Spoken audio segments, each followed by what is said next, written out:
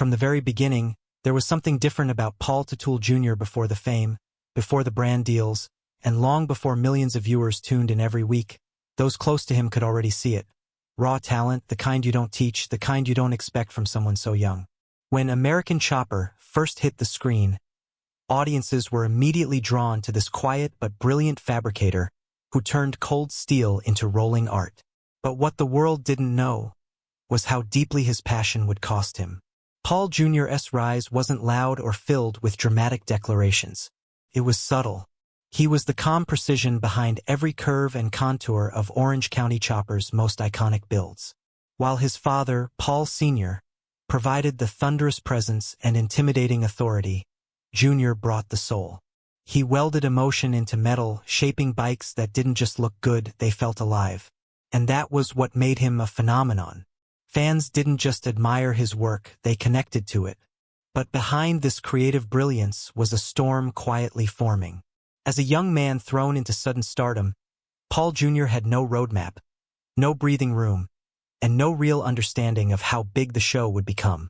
One minute he was a talented fabricator in his father's shop, and the next he was a household name, forced to perform under the weight of expectations he never asked for.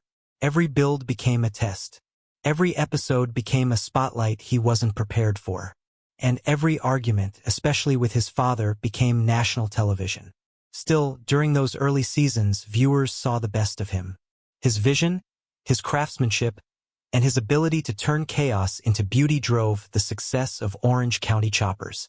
Bikes like the Black Widow, the Fire Bike, and the Jet Bike carried the unmistakable signature of Paul Jr.'s mind.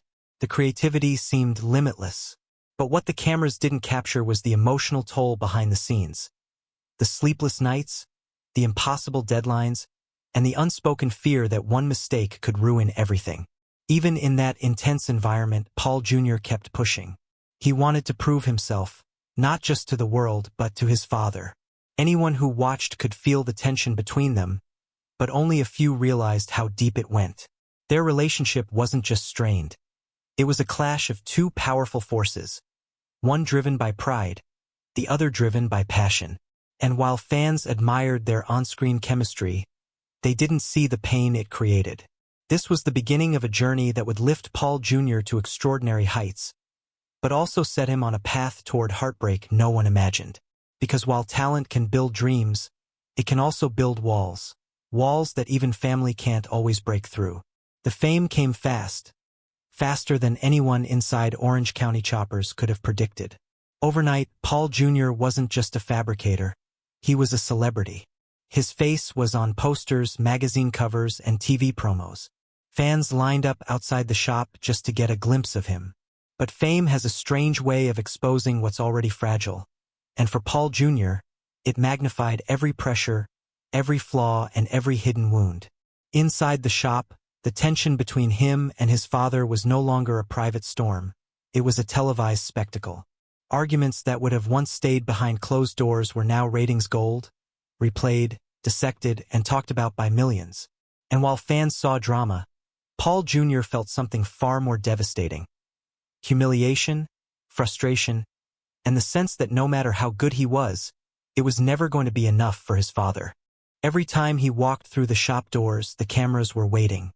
Every spark from the welder, every adjustment to a gas tank, every hesitant inhale during an argument. It all became part of a narrative he couldn't control. And underneath the pressure of constant filming was an even heavier weight. The need to create something extraordinary every week. The show demanded perfection, but perfection came at a price. Paul Jr. began retreating inward. His jokes became quieter. His smile became hesitant. The creative spark that once flowed effortlessly started dimming under the relentless demands of fame.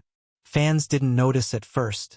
They saw the polished edits, the dramatic angles, the triumphant bike reveals. But behind the scenes, Paul Jr. was fighting a silent battle. Burnout. He felt trapped between two worlds, the world of television, which wanted drama, and the world of fabrication, which demanded focus. And trying to serve both was slowly breaking him.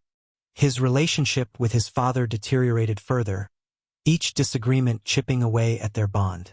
And the more famous they became, the more intense the pressure grew.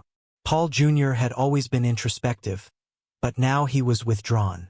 The cameras captured flashes of frustration, moments of exhaustion, and the rare glimpses where the smile couldn't hide the sadness underneath. Everyone around him thought he'd power through. After all, he'd always been the one who could take chaos and turn it into art. But the cracks were growing. There were days when he questioned everything. His place in the shop, his role in the family, and even his purpose in the world he helped build. The fame that once felt exciting now felt suffocating. The shop, once a creative sanctuary, became a battleground. And the father who should have been his greatest supporter was becoming his greatest source of pain. This was the period when Paul Jr.'s tragedy began taking shape. Not in one dramatic moment, but slowly, quietly, piece by painful piece. Because fame may elevate a person, but it can also expose the fractures they're trying desperately to hide. It didn't happen suddenly. That's the part most people misunderstand. The breaking point wasn't one explosive fight or one episode-ending cliffhanger. It was years of resentment, pressure, unspoken hurt, and the unbearable weight of trying to please a father who rarely showed approval. Paul Jr. had always tried to navigate the storm, but eventually even he couldn't hold the pieces together. And when that final moment arrived, it didn't just fracture a relationship. It shattered an entire legacy. By the time tensions reached their peak, viewers could see the deterioration unfolding on screen. Each confrontation between Paul Jr. and Paul Sr. became more hostile, more painful, more raw. What began as simple creative disagreements turned into full-scale emotional warfare. The shop echoed with slamming doors, raised voices, and the breaking of more than just tools. It was the breaking of trust, the breaking of family. Paul Sr.'s expectations grew heavier, and his patience grew thinner. Every mistake, no matter how minor, became ammunition. Every delay became a personal insult. And every moment Paul Jr. tried to breathe, to create, to focus, was interrupted by a criticism that cut deeper than the last. The cameras caught the outbursts, but they couldn't capture the decades of father-son tension that made each argument so devastating. And then came the day everything finally snapped. The argument that ended it all wasn't even the worst they'd had, but it was the one where Paul Sr. crossed a line that couldn't be undone. In that moment, he didn't yell at his son. He dismissed him. He spoke to him not as family, not as a partner, but as a failure. And Paul Jr., who had spent his life trying to make his father proud, felt something inside him break completely. The firing wasn't just an executive decision. It was a betrayal, a decision made not with logic, but with anger. For viewers, it was shocking. For Paul Jr., it was soul-crushing. The shop he helped build, the brand he shaped, the legacy he poured his entire youth into, it was taken from him with a few cold words. Leaving Orange County Choppers wasn't just walking away from a job. It was walking away from family, identity, and the only world he had ever known. And while the public saw the headlines, they didn't see the heartbreak behind closed doors, the silent tears, the sleepless nights, the crushing realization that no amount of talent could fix a broken relationship. The Teutul legacy wasn't destroyed by fame. It wasn't destroyed by money. It was destroyed by the one thing that should have held it together: family love that was never allowed to grow. And from this moment on, Paul Jr.'s life would take a darker turn. One filled with pain, isolation, and struggles the audience never truly understood.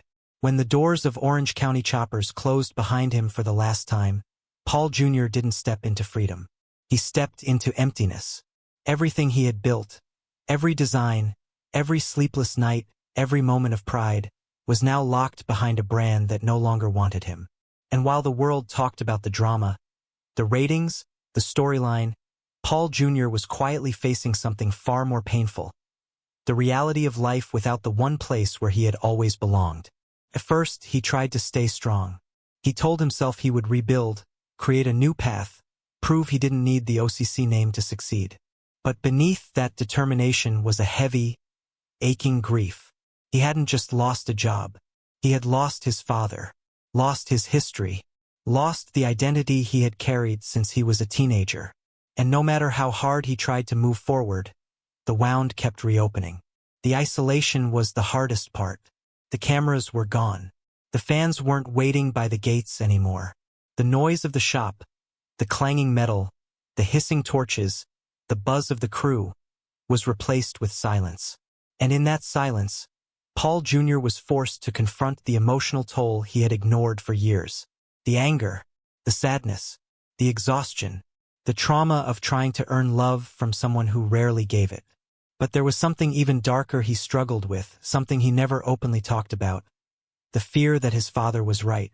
The fear that without OCC, without the show, without the constant push, he might fail. That maybe he wasn't enough. This internal battle consumed him, keeping him awake at night, replaying every argument, every insult, every moment he questioned his own worth. People around him noticed the change. He was quieter, more distant. He smiled less. Some days he barely spoke at all. The pressure of starting over felt suffocating, and the emotional scars from years of conflict were deeper than anyone realized. Even when he launched Paul Jr. Designs, the excitement couldn't fully erase the pain, because every success reminded him of what he could have been with his father by his side, and every challenge reminded him of why he wasn't. Friends said he struggled with sadness that came in waves, some days manageable, others overwhelming. He carried the weight of unresolved family wounds that never healed, because every time he tried to move on, memories of OCC pulled him backward. And while fans celebrated his comeback, they didn't know the nights he spent alone, wondering why love had to come with so much hurt. This was the quiet battle, the invisible tragedy, the one the cameras never filmed, the one he tried hardest to hide. But the truth is, the strongest fabricator on the show was breaking on the inside, piece by piece, struggling to hold together a life that fame had torn apart. As the years passed, something unexpected happened. Behind the scenes, away from the TV lights and the shop chaos, the truth about Paul Jr.'s emotional journey began to surface. Fans who once watched for entertainment slowly realized that the story they had been following wasn't just about custom bikes or family conflict. It was about a son who had been carrying a silent burden for far too long. And when the real picture emerged, it left millions heartbroken. Paul Jr. had always been portrayed as the calm, collected fabricator. The guy who could handle pressure, deal with conflict, and still produce masterpieces. But the truth was far more painful. He had spent years walking a tightrope between love and resentment, between wanting his father's approval and protecting himself from the harshness that came with it. And once he was gone from OCC, the emotional damage became impossible to hide. Interviews, conversations, and comments he made later on painted a clearer picture. He spoke openly about the pain of growing up under constant criticism, of never feeling fully accepted, and of the emotional battles he fought while millions watched. Fans who once saw the drama as good television now realized they had been witnessing a slow unraveling of a father-son bond that should have been sacred.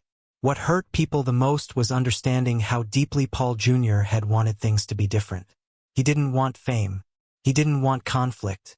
He wanted a family that communicated, supported, and loved each other without conditions.